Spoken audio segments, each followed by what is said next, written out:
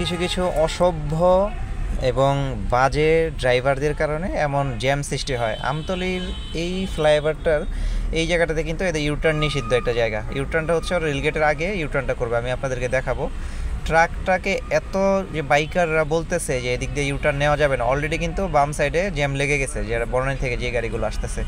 Truck driver বলতেছে যে আপনারা যান, আপনারা চলে যান, এগুলো বলতেছে। বাট বাইকাররা ওদের সাহসিকতার জন্য শেষ পর্যন্ত পরে ট্রাকটা বোধহয় ঘোরানোর চেষ্টা করতেছে, বাট সে আসলে মুভ করতে চাচ্ছিল না। পুরো রাস্তাটা কিন্তু জ্যাম বাঁধে গেছে। ওর পাশাপাশি সবগুলো গাড়ি এদিক দিয়ে করছে। আগে যেটা যে কাকলির যে সিগন্যালটা ছিল ওইখানে আগে কিছু কিছু দেখতাম যে লাক্সারি কিছু গাড়ি টাড়ি থাকতো, বনানী থেকে বেরোইতো, ওরা এই কাজগুলো করতো।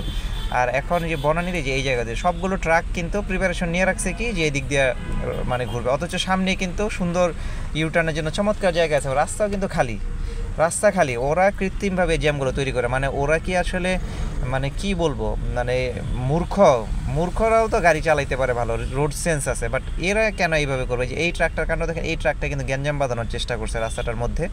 সে এখন সামনে দেখেন পুরো রাস্তাটা কিন্তু ফাঁকা, তার ওইখানে ইউটার্ন করতে যতটুকু সময় লাগতো এখান থেকে সে এখন ফ্রি রোড ইউটার্ন করতে কিন্তু এর থেকে কম সময় লাগবে, ঝামেলাও কম, একদম লিগ্যাল ওয়েতে করবে।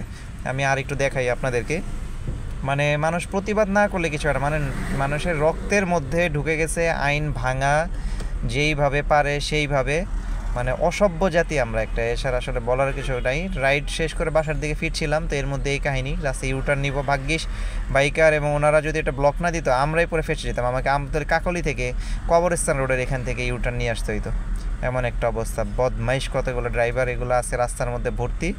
আশা করি যে আমার সব সাবস্ক্রাইবারদের মধ্যে যারা গাড়ি চালান তারা খুবই ভদ্র এবং খুবই চমৎকার মানুষ, তাদের কাছ থেকে অনেক কিছু শেখার আছে। তো শেষ করছি, বাসার দিকে ব্যাক করি ভাই। আসসালামু আলাইকুম।